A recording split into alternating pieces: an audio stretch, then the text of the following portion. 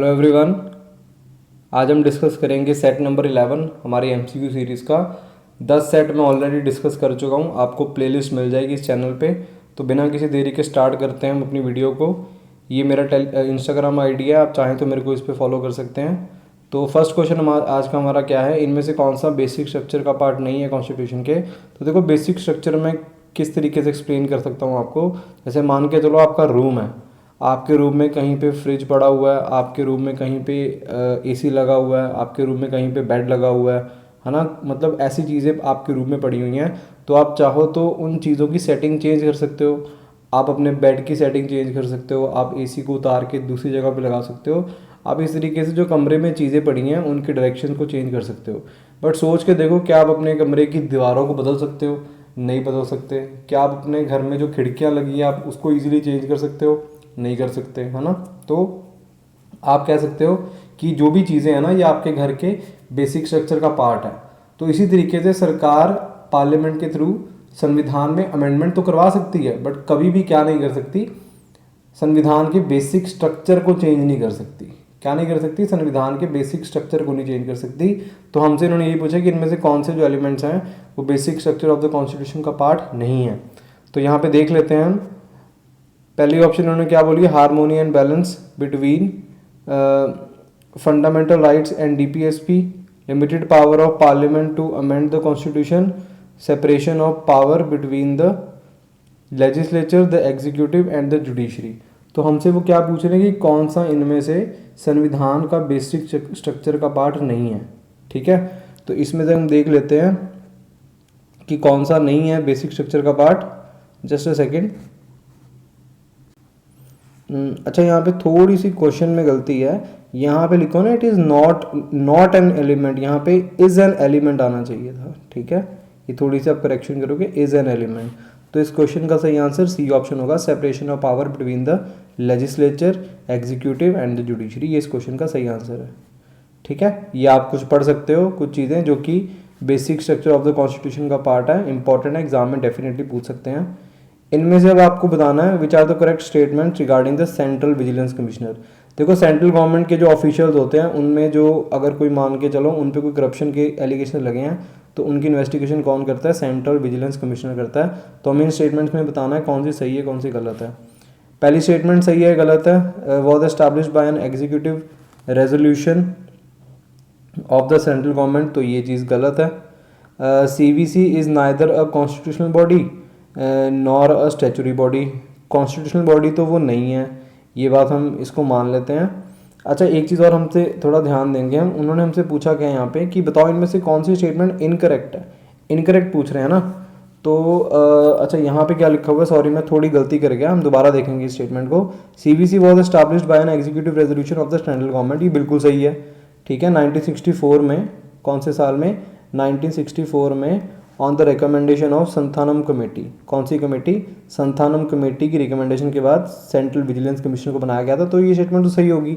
CVC is neither constitutional body nor a statutory body, तो ये statement गलत है।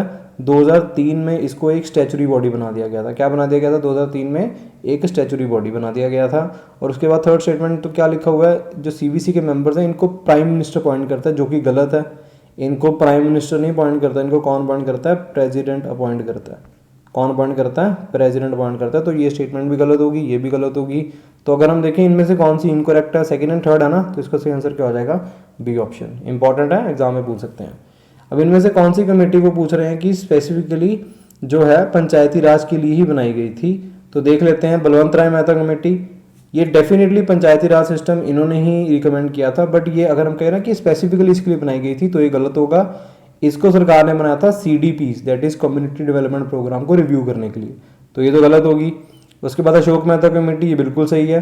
1977 में इसको बनाया गया था जनता पार्टी की सरकार के द्वारा फॉर पंचायती राज, तो ये सही है कमेटी। GV राव कमेटी, तो ये भी मैं कहूँगा कि गलत है। ये सिर्फ पंचायती राज के लिए नहीं बनाई गई थी, आप कह सकते हो ये एक तरीके से पोवर्टी एलिवेशन प्रोग्राम के लिए भी इसको बनाया गया था।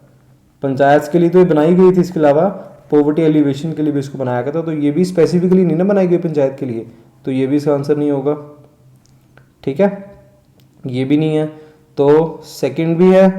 और इसके अलावा LM सिंघवी कमेटी, ये भी बिल्कुल सही है, पंचायतों के लिए बनाई गई थी। तो इसका सही आंसर क्या है? C option, second and fourth. Consider the following statement about inner line permit. Inner line permit क्या होता है कि भारत में कुछ राज्यों में आपको जाने के लिए एक परमिट चाहिए होता है। तो जैसे यहाँ लिखा हो ना फर्स्ट स्टेटमेंट में, inner line permit is a document that allows an Indian citizen to visit और stay in a state that is protected under the ILP system. ये बिल्कुल सही स्टेटमेंट है। ये जो इनर लाइन परमिट होता है, इसी को आप लेके हम कुछ स्टेट्स में जा सकते हैं। जैसे यहाँ पे दूसरी स्टेटमेंट में क्या लिखा हुआ है? अरुणाचल, असम एंड मिजोरम। तो देखो यहाँ पे ना थोड़ी सी स्टेटमेंट में गलती है। अरुणाचल प्रदेश तो है, मानते हैं कि उन वहाँ जाने के लिए लोगों को इनर लाइन परमिट चाहिए, बट ये चीज़ असम और मिजोरम के लिए सही नहीं है। अरुणाचल प्रदेश के साथ आपने जो दो स्टेट्स याद रखनी है वो कौन सी है? एक है नागालैंड, कौन सी है? नागालैंड है, और दूसरी कौन सी है? मिजोरम है। ठीक है, तो ये दो स्टेट्स और इसके अलावा अरुणाचल प्रदेश, ये तीन स्टेट्स में जाने के लिए इनर लाइन परमिट चाहिए। तो सेकंड स्टेटमेंट गलत होगी, फर्स्ट सही है। Second is wrong, first is okay. तो इसका सही आंसर क्या है? उन्होंने करेक्ट पूछा ना हमसे, तो सही आंसर है A option. Next question, sustainable development goal जो हैं इनको करेक्टली मैच करना है। तो देखो मैं आपको एक बात बताता हूँ, ये जो क्वेश्चन है ना SDG वाला, ये मैंने आई थिंक पहले भी अपनी वीडियोस में कहा है कि इससे क्वेश्चन बन सकता है। तो पहले तो आप इस चीज़ का स्क्रीनशॉट लेके रखो। यूनाइटेड नेशंस के 17 सस्टेनेबल डेवलपमेंट गोल्स जो कि कब तक अचीव करने हैं? 2030 तक अचीव करने हैं। ये 17 गोल्स हैं, इनको आप रट लो अच्छे से, क्योंकि इसमें से क्वेश्चन डेफिनेटली पूछ सकते हैं। तो ये क्वेश्चन है, और ये आपको मैंने इमेज में सारे के सारे जो 17 गोल्स हैं बता दिए हैं। अब आप इस क्वेश्चन को खुद से अटेम्प्ट करोगे, इसका आंसर मैं आपको नहीं बताऊंगा। ठीक है, चलो अगला क्वेश्चन हमारा क्या है यहाँ पे? Consider the following facts about peninsular India. अब पेनिसुलर इंडिया कौन सा है? ये आप मैप देख रहे हो, इसमें जो ये ग्रीन वाला पोर्शन है ना, जो तीनों साइड से घिरा हुआ है पानी से, वाटर से। लेफ्ट साइड पे अरेबियन सी है, राइट साइड पे बे ऑफ बंगाल है, और नीचे इंडियन ओशन आ जाता है।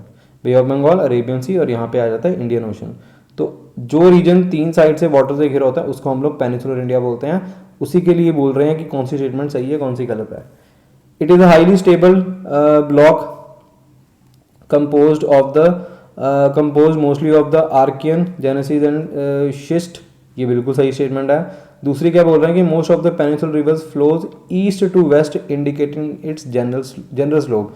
पेनिसुलर रिवर्स यानी कि जो इस साइड पेनिसुलर इंडिया में जो रिवर्स है उनकी बात हो रही है कि भाई वो फ्लो करती है ईस्ट टू वेस्ट।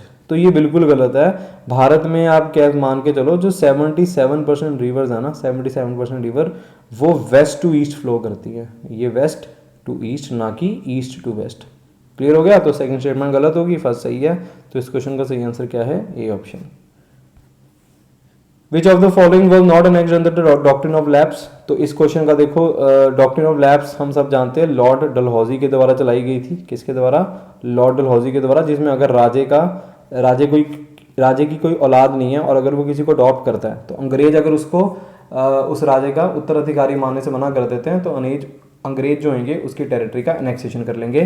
तो इसके अकॉर्डिंग झांसी को भी अंग्रेजों ने अपने अंडर किया था, नागपुर को भी किया था, सतारा को भी किया था, पर अवध को नहीं उन्होंने किया था। अवध को इन्होंने अपने अंडर किया था माल एडमिनिस्ट्रेशन का हवाला देते हुए। किस चीज़ का? माल एडमिनिस्ट्रेशन का। माल एडमिनिस्ट्रेशन। क्लियर हो गया? Okay, let's move to next question. India first major newspaper was Bengal Gazette. अब ये भी स्टेटमेंट बेस्ड क्वेश्चन है। एक पहला न्यूज़पेपर बॉम्बे गजट था, तो ये तो बिल्कुल गलत है। हमारा पहला न्यूज़पेपर कौन सा था? बंगाल गजट। कौन सा? बंगाल गजट।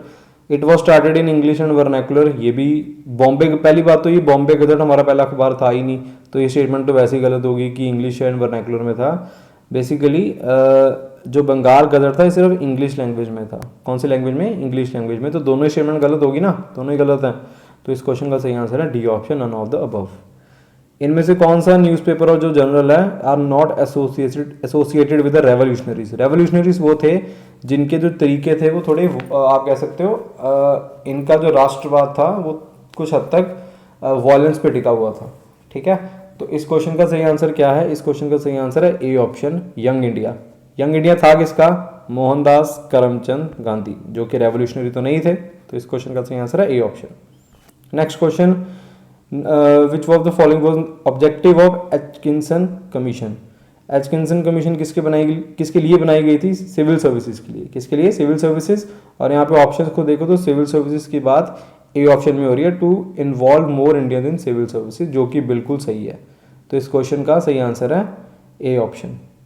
ठीक है, ये और कुछ कमीशन हैं, या आप पढ़ सकते हो स्क्रीनशॉट लेके। एटकिंसन कमीशन जैसा मैंने आपको बताया, to involve more civil Indians in civil services. Fraser commission to investigate the working of police. Sandhurst committee to suggest Indianisation of the Indian army. और फोर्थ था बटलर कमीशन, ये important है, to examine the nature of the crown relations with the native states. ठीक है, ये चारों important है, इसको आप पढ़ लेना स्क्रीनशॉट लेके।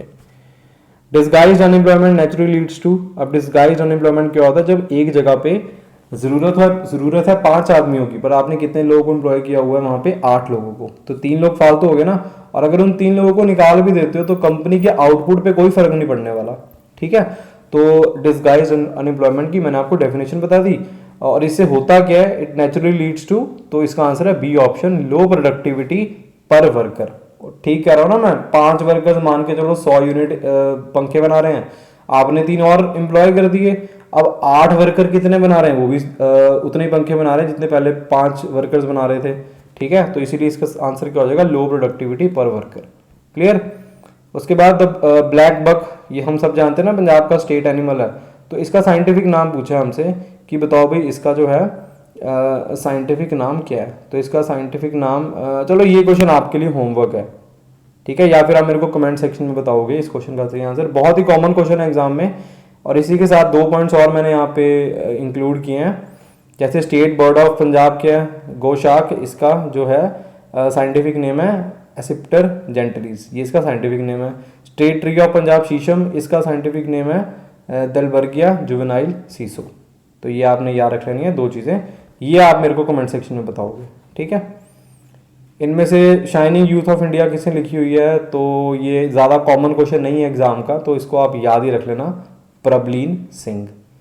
Historic Khidrane di Dhab is also known as, Khidrane di Dhab ये पहले किसका नाम होता था? मुक्तसर साहब का। 2012 में मुक्तसर साहब का नाम चेंज करके मतलब खिदराने दी टाप का नाम चेंज करके मुक्तसर साहब कर दिया गया था। Last question, which of the following are causes of the failure of Din Ilahi. देखो, दीन इलाही जो रिलीजन था ये मुगल बादशाह अकबर ने स्टार्ट किया था, और यहाँ पे बेसिकली जो दूसरे धर्म की अच्छी बातें होती थी उनको डिस्कस किया जाता था। और यहाँ पे ये भी बोला जाता है कि जो सन है ना, उसको सन को एक तरीके से काफ़ी इंपॉर्टेंस दी जाती थी। ठीक है, तो इनमें से फेलियर के रीजन क्या थे दीन इलाही के? तो ए ऑप्शन में लिखा हुआ है the Muslim did not accept other religious practices, तो ये सही है। दूसरा लिखा हुआ it was not suitable projected to the masses, ये भी सही है। After Akbar it was not patronised, ये भी सही है। तो इस क्वेश्चन का सही आंसर है डी ऑप्शन। ठीक है, तो ये थे 15 क्वेश्चन। आई होप आपको वीडियो अच्छी लगी हो। अगर अच्छी लगी तो ज़रूर लाइक करें, और अगर डिसलाइक करें तो मेरे को रीज़न ज़रूर बताएं। और इस तरीके के और कंटेंट के लिए मेरे को ज़रूर आप फॉलो करें। Thank you so much.